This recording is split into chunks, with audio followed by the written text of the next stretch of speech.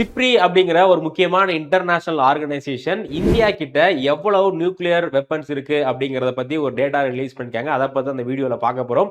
Veranda IAS subscribe பண்ணல அப்படின்னா subscribe பண்ணிக்கோங்க. ரீசெண்டா சிப்ரி ரிலீஸ் பண்ண டேட்டா படி இந்தியால 190 நியூக்ளியர் வெப்பன் இருக்கு.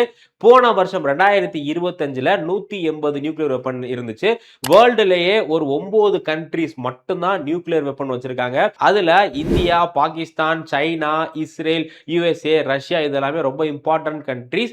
வேர்ல்டுல மொத்தம் 12,000 கிட்ட நியூக்ளியர் வெப்பன் இருக்கு.